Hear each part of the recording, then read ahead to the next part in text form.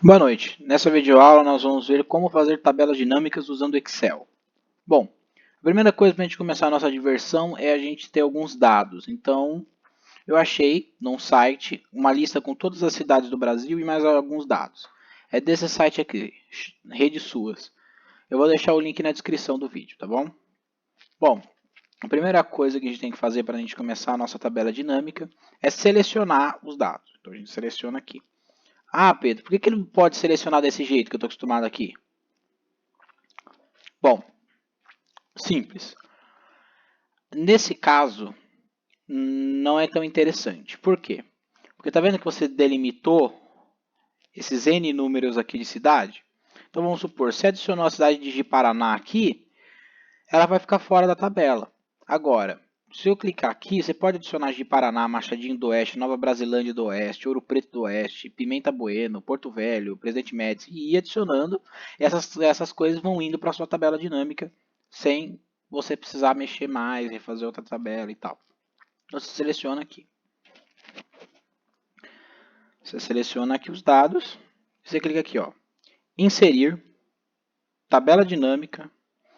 Daí você vai chegar nessa tela aqui que tem a tabela ou o intervalo que você selecionou. Nesse caso a gente precisa mexer, porque a gente já selecionou. E aqui se você quer criar uma nova planilha, uma planilha existente. No meu caso eu já criei, tá bom? Então eu não vou criar de novo. Por quê? Porque como são muitos dados, pode dar uma travada no computador. Então eu preferi criar um pouco antes para não atrapalhar a videoaula. Então vamos lá. Então você vai ver que as partes que você selecionou, os campos que você selecionou vão estar aqui e você tem essas áreas aqui embaixo. Essas áreas aqui embaixo é basicamente onde você vai colocar os dados. Então, ó, município mais população aqui, daí você vai ter... Perdão, coloquei a coisa errada. População. Perdão, aqui. População, daí você tem... Você vai ter aqui... Deixa eu limpar esse filtro aqui. Daí você vai ter aqui a sua população e a cidade. Então, é basicamente isso. É simples. Tá, mas o que são dessas coisas? Onde é que eu tenho que colocar? Qual que é a diferença entre elas e tal? Então, eu vou explicar. Nos valores, você vai colocar o valor mesmo que você vai querer que esteja dentro da tabela.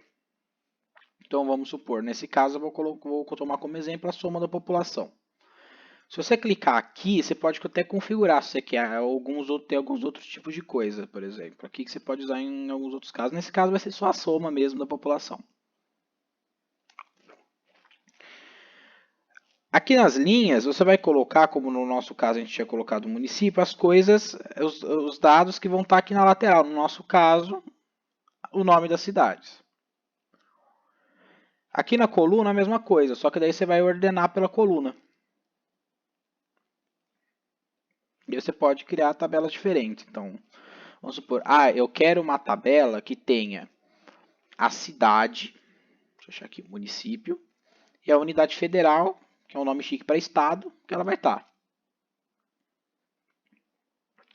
E, por exemplo, a população dela. Ele estaria aqui elencado. Tá vendo como é simples? É simplíssimo. Você não explicou o filtro. Calma aí que eu vou explicar o filtro agora. O filtro é uma outra funcionalidade muito legal para você pôr na sua tabela. No nosso caso, eu não escolhi uma tabela com poucos dados à toa. É uma tabela muito grande. A gente tem muitas cidades do Brasil. Então vamos supor, imagina que você queira selecionar somente uma, duas ou três ou quatro cidades para estar na sua tabela. Você vai poder usando o filtro. Então vamos supor, eu coloco aqui o município e a população, que é a soma da população no ano de 2010. Aqui tem tudo, você clica aqui embaixo, você pode selecionar o nome de uma cidade. Vamos supor, no nosso caso aqui, Ribeirão Preto. Perdão, você tem que sempre lembrar que eles vão considerar a letra maiúscula e minúscula, tá bom? Então não vai achando que ele vai corrigir automaticamente que nem eu fiz. Ribeirão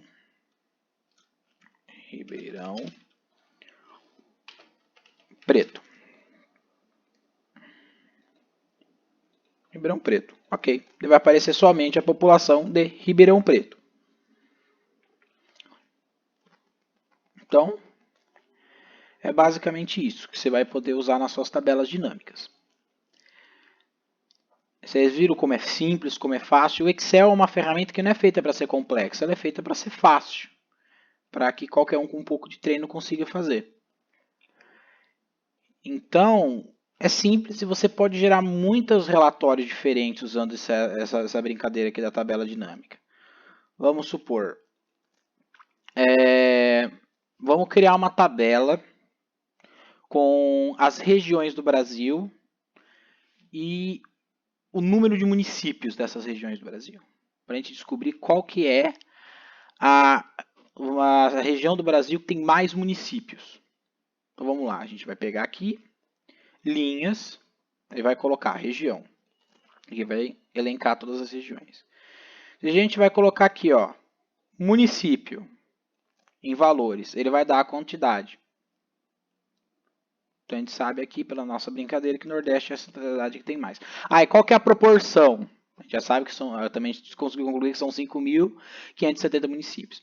Coloca um gráficozinho de pizza aqui, pode colocar um gráfico de barra aqui em outro lugar, pode colocar um gráfico diário, um gráfico de linha, pode fazer um monte de coisas, entendeu?